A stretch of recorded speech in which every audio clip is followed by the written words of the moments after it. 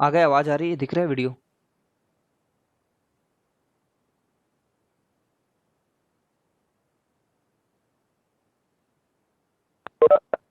Center of mass is the point in which at which center of mass is the point at which the whole mass of the body can be assumed to be concentrated, where the whole mass of the body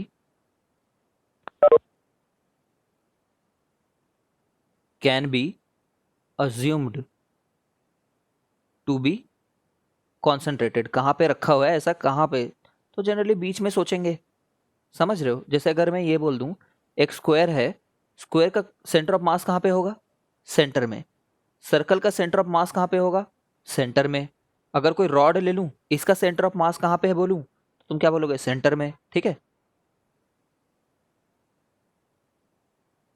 centre of mass के perpendicular force लगाने पे कोई rotational motion भी produce नहीं होता है। Perpendicular क्या होता है? सेंटर ऑफ मास में कभी भी लगाओ, ओवरऑल नहीं प्रोड्यूस होगा। परपेंडिकुलर ही नहीं, कैसे भी डायरेक्शन में लगाओ, रोटेशन नहीं होगा। सेंटर ऑफ मास पे फोर्स लगता है तो रोटेशन नहीं होता। ठीक है सौम्य? इस वाले रॉड को जैसे देख ले सौम्य, इस वाले रॉड को अगर तू ऐसे फोर्स लगाएगा परपेंडिकुलर जो तू सोच रहे तेरे दिमाग में, तब भी ये रोटेट नहीं करेगा। इस वाले को अगर ऐसे भी फोर्स लगाएगा तब भी ये इधर चले जाएगा बस, और कुछ नहीं होगा, रोटेशन नहीं होगा। ठीक है। Where the assume can be assume to be concentrated, ये बॉडी के बाहर भी हो सकता है। जैसे एक रिंग ले लो, रिंग में यहाँ पे रहेगा ना, तो बॉडी के बाहर हुआ ना, बॉडी के अंदर में नहीं है वो। अच्छा, अब अंदर बाहर से तुम कंफ्यूज हो रहे होगे, तो ये देखो, एक सेमी रिंग ले लो, semi ring, half of the ring. Semi ring का सेंटर ऑफ मास कहाँ पे होगा? यहाँ कहीं पे होगा। कैलकुलेशन करने के लिए तुम इस जगह पे कंसंट्रेटेड है करके मानोगे। ठीक है। मतलब वहां से कोई प्रकार की सिमेट्री होनी चाहिए कैलकुलेशन करने के लिए। ठीक है। तुम सोचो अगर कोई बंदा बोलता है सर मैं यहाँ पे मान लेता हूँ, ठीक है, तो थोड़ा गड़बड़ हो जाएगा, क्योंकि सारे मासेस उससे नीचे हैं। ठीक है। इतना तुम मत सोचो, समझो, तुम्हें जानने की इतनी जरूरत नहीं है, तुम्हें सिंपलर केसेस ही पढ़ने हैं छोटे क्लासेस में, जहां पे centre of mass geometric centre पे रहता है। Centre of mass is at geometric centre. Geometric मतलब जो तुम्हें सेंटर जैसा लग रहा हो। ठीक है। सिंपल सिंपल लैंग्वेज में जो तुम्हें सेंटर जैसा लग रहा हो, वो ही सेंटर, बॉडी का सेंटर। ठीक है। तुम खुद सोचो ना यार, अगर एक ट्रायंगल है ऐसा करके, ये ट्रायंगल में, सोच करके बताना, फिजिक्स की फील है, साइंस की फील है ये सब। मैंने क्या किया, ये टोटल एच है मान लो। ठीक है। एच, और इसमें पूरा मास रखा हुआ है। ये ट्रायंगल है, इसमें मास भरा हुआ है। तो अगर मैं बीचों बीच से एक लाइन खींचूं, मतलब ये एच बाई टू रहे, तो इसका सेंटर ऑफ मास कहाँ पे होना चाहिए? तुम लॉजिकली बताना। पॉइंट ए पे सेंटर ऑफ मास होना चाहिए, पॉइंट बी पे होना चाहिए, पॉइंट सी पे होना चाहिए। सेंटर ऑफ मास कहाँ पे रहेगा? लॉजिकली बताना, लॉजिक से कहाँ हो सकते हैं, कहाँ पे उसके पूरे मास को कंसंट्रेटेड मान सकते हैं?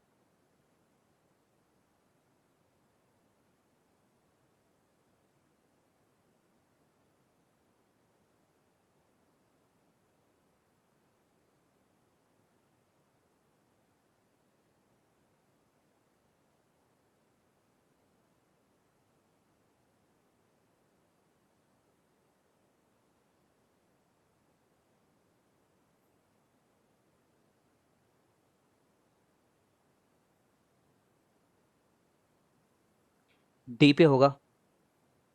ठीक है। डी पे रहेगा, ये आंसर रहेगा। ज्योमेट्रिक सेंटर भाई, ट्रायंगल का ज्योमेट्रिक सेंटर किसको बोलते हैं? What is a geometric centre for a triangle? Median होता है ना, median is the geometric centre. ठीक है। मीडियन जो होता है वो ज्योमेट्रिक सेंटर होता है।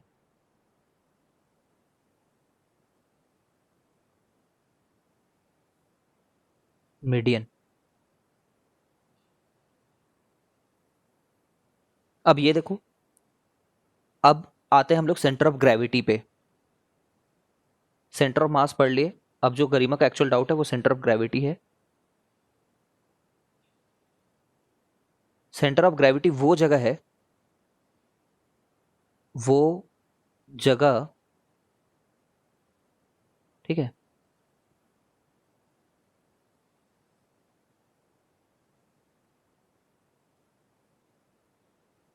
रुकना एक minute. That point eight which the net force of gravity can be assumed to be acting, can be assumed to be acting। ठीक है, जैसे देखो सौम्य, सौम्य बोलता हूँ, क्या नाम है उसका, गरिमा।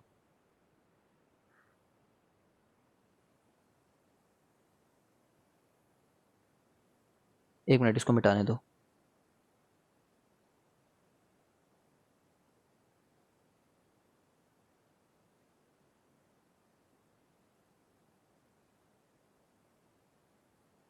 ये अर्थ है,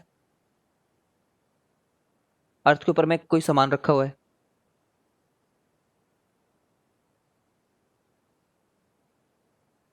तो यहाँ पे भी ग्रेविटी, यहाँ पे भी कुछ, ये पूरा मास से भरा हुआ है ना, मास है, तो यहाँ पे भी कुछ फोर्स ऑफ ग्रेविटी लग रही होगी। इस वाले मास को भी कुछ फोर्स ऑफ ग्रेविटी लग रहा होगा, यहाँ पे भी जो मास है उसको भी फोर्स ऑफ ग्रेविटी लग रहा होगा, यहाँ पे भी जो मास है उसको फोर्स ऑफ ग्रेविटी लग रहा होगा।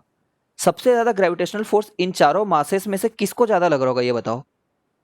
अगर चारों का मास एम है, ये चारों का ही, तो किसको सबसे ज्यादा ग्रेविटेशनल फोर्स लग रहा होगा?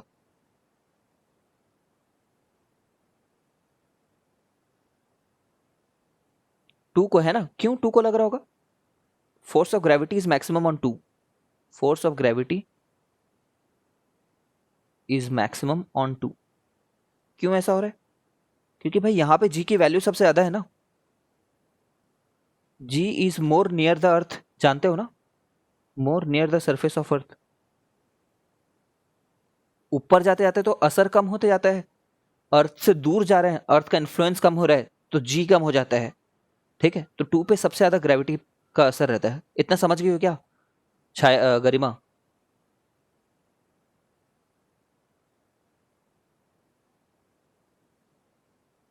ठीक है, तो देखो, तो सिंपल बात यह है कि कुछ जगहों पे कम ग्रेविटेशनल फोर्स लग रहा है सेम मास पे, कुछ जगहों पे, कुछ जगहों पे कम लग रहा है, कुछ जगहों पे ज्यादा लग रहा है। लेकिन हम लोग क्या बोलना चाह रहे हैं कि इतने सारे मासेस का मत लिखो, हर एक मास पे अलग अलग लिख रहा है, उसको हटाओ। इफेक्टिवली बताओ ना कि कहां पे लग रहा है। इफेक्टिवली अगर मैं एक ही लाइन खींचूं, तो वो जो, जिस जगह को तुम ऐसे बोलने वाले हो ना कि वो एक एक इफेक्टिव, वही जगह सेंटर ऑफ ग्रेविटी कहलाती है। That single point. लग तो असली में सब जगह पे रहा है, but where it is assumed to be acting, है ना, net force of gravity, total जो फोर्स है ग्रेविटी का, ठीक है, वो सेंटर ऑफ ग्रेविटी हुई। ये generally generally centre of mass के बराबर रहती है, जनरली। बट क्योंकि ये ऑब्जेक्ट बहुत टॉल है ना, कुछ ज़्यादा ही टॉल है, देखो ना अर्थ के कंपैरिजन में कितना बड़ा है, ठीक है, तो यहाँ पे सेंटर ऑफ ग्रेविटी जो है वो थोड़ा नीचे रहेगा, क्योंकि ग्रेविटी नीचे में ज़्यादा असर कर रही है, और इसमें सेंटर ऑफ मास ऊपर रहेगा। बट नियर अर्थ ऑब्जेक्ट, जैसे तुम, मैं, हमारा मोबाइल, हमारा घर, है ना, हमारे घर के आसपास का टावर, हमारे घर के आसपास के पेड़, उसमें सेंटर ऑफ ग्रेविटी और सेंटर ऑफ मास लगभग बराबर जगह पे होते हैं, क्योंकि छोटे हैं वो। अर्थ के हाइट, अर्थ का रेडियस कितना बड़ा है, 6400 किलोमीटर, तो उसके मुकाबले हम लोग बहुत छोटे छोटे हैं। बट जो डायग्राम मैंने यहाँ पे बनाया है, इससे पता चलता है कि ग्रेविटी का असर नीचे वाले ऑब्जेक्ट्स पे ज़्यादा होने के चलते उसका सेंटर नीचे में रहेगा। जैसे यहाँ पे सेंटर ऑफ मास नीचे में क्यों रहा, क्योंकि नीचे में ज़्यादा मासेस थे। लेकिन ये जो डायग्राम मैं बना रहा हूँ, इनमें मास तो हर जगह पे बराबर है, जी अलग अलग था। सेंटर ऑफ मास और सेंटर ऑफ ग्रेविटी हमेशा कोइंसाइड करें ऐसा जरूरी नहीं है। समझ गए हो तो बताओ। सेंटर ऑफ ग्रेविटी हमेशा होता है, बस तुम्हें ये समझना है, सेंटर ऑफ ग्रेविटी जहाँ पे इफेक्टिवली ग्रेविटी काम कर रही है, कभी कभी अलग हो जाता है, ऐसे केसेस में कम ज़्यादा रहता है। ठीक है, अब मैं तुम्हें टास्क दे रहा हूँ यार, वो टास्क कंप्लीट करो।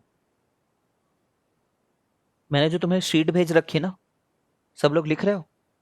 शीट भेज रखी है, उसमें जितने भी सॉल्व एग्जाम्पल हैं,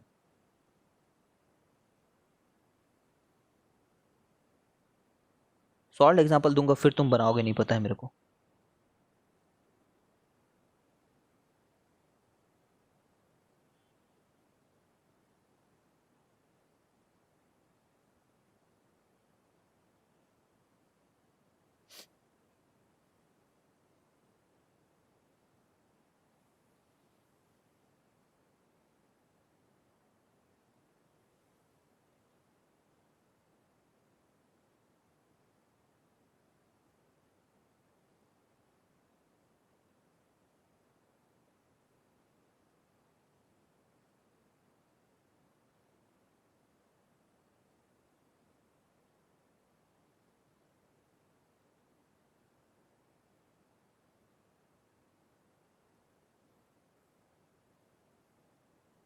कॉपी पेन निकालो, एनएसओ वाला जो करना है कर लो, बट मैं जो टास्क दे रहा हूँ वो कंप्लीट होना चाहिए, वो मेरे को दिखना चाहिए, उसके अलावा जो करना है करो।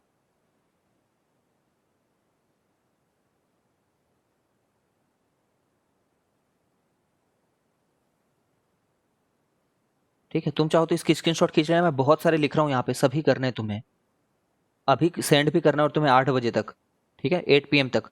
जो सच में नहीं भेजा मैं पेरेंट्स को कॉल करूंगा यार। खास करके वामसी, तुम क्यों तुम नहीं करते हो क्वेश्चन आंसर? आदित्य ध्रुव, तुम्हारा भी नहीं आता मेरे पास में।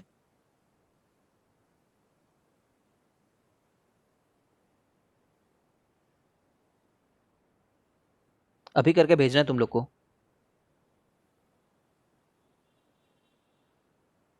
देखो, तुम समझो, ये पेज नंबर जो मैं यहाँ पे लिख रहा हूँ वो कौन सा पेज नंबर है? ये बुक का पेज नंबर है। ठीक है, तुम समझ रहे हो ना? जैसे अगर तुम खोलोगे मोबाइल में, तो मोबाइल में पेज जहाँ पे खुला होगा, तो यहाँ पे कुछ पेज नंबर लिखा होगा। स्लाइडर कितना दिखा रहा है वो नहीं मतलब है, स्लाइडर भी तो कुछ नंबर दिखाता है ना। देखो यहाँ पे पेज नंबर 9 लिखा है मान लो, स्लाइडर उसी को पेज नंबर 18 दिखा रहा है, इसको नहीं बोल रहा हूँ, बुक में जो लिख रखा है पेज, पेज के ऊपर में। ठीक है, तो पेज नंबर ऑफ बुक, इसमें 9 पेज पे तुम्हें सैंपल प्रॉब्लम 3 दिखेगा। ठीक है, ये बनाना है। ठीक है, तो सैंपल प्रॉब्लम जब मैं बोल रहा हूँ तो सॉल्व एग्जाम्पल है ये उस बुक का, एस चंद वाले का। ठीक है, 3 फिर 4, ये किसी और पेज में भी हो सकता है। अब 9 मतलब 9 के आसपास तुम्हें मिल जाएगा। ठीक है, सैंपल प्रॉब्लम 3 4,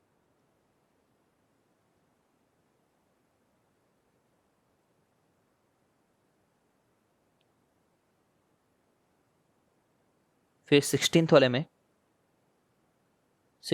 में सैंपल प्रॉब्लम नंबर 2,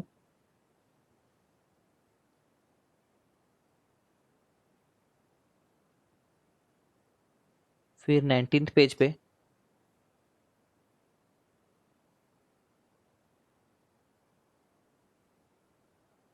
19th नहीं 20th पेज पे,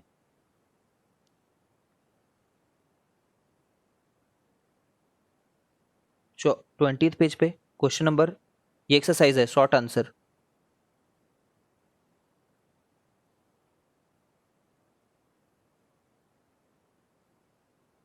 24 से 26 तक। इसी के नीचे में जस्ट लॉन्ग आंसर है।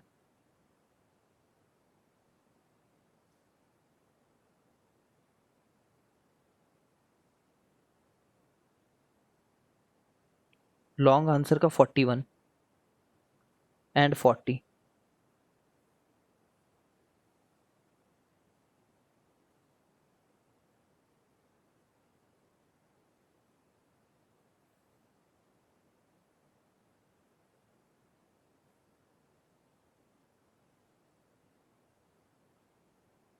फिर पेज नंबर 25 पे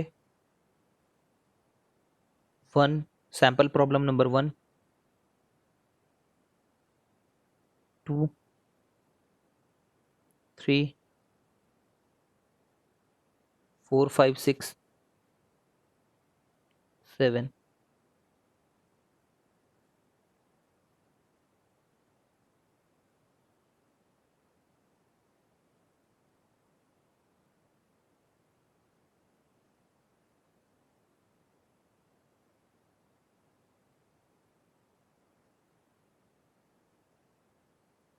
पेज नंबर 41 पे 33 से 35 तक। ठीक है, देखो मैं फिर से बता रहा हूँ, 9th वाले में तुम्हें सैंपल पे प्रॉब्लम नंबर 3 दिखेगा, उसी के जस्ट बाद वाले 4 को बनाना है। यहाँ पे सैंपल प्रॉब्लम नंबर 2 दिखेगा, 24, 25, 26, लॉन्ग वाले का 40, 41। जहाँ पे सैंपल प्रॉब्लम नंबर 1 दिख गया, उसके बाद जो भी 2 दिखे, जो भी 3 दिखे, जो भी 4 दिखे, जो भी 5 दिखे, जो भी 6 दिखे, जो भी 7 दिखे, ये 25, 26, 27, 28 के आसपास पेज में होंगे। ठीक है, चलो इतना बना करके भेजो मुझे 8 PM तक।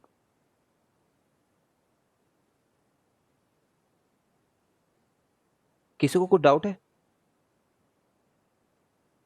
एनएसए वाले को खुद करो और मेरे से पूछना सर डाउट। स्क्रीनशॉट नहीं खिंचा रहा। क्या स्क्रीनशॉट नहीं खिंचा रहा। स्क्रीनशॉट नहीं खिंचा रहा है?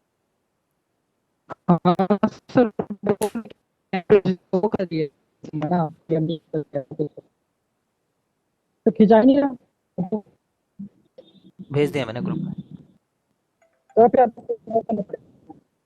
भेज दिया ना मैंने ग्रुप पे।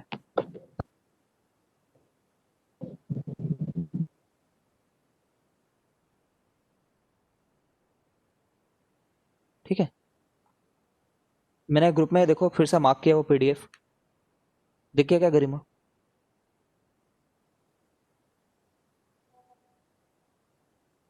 ठीक है, बनाओ, कम से कम इसके 80% तो बना ही लो। थोड़ा टाइम आगे पीछे चलेगा, हाफ एन आवर के आसपास, बट करके भेजना। पढ़ने के लिए तो अगर तुम्हें टाइम चाहिए तो थोड़ा और टाइम ले लेना, लेकिन भेजना रात तक।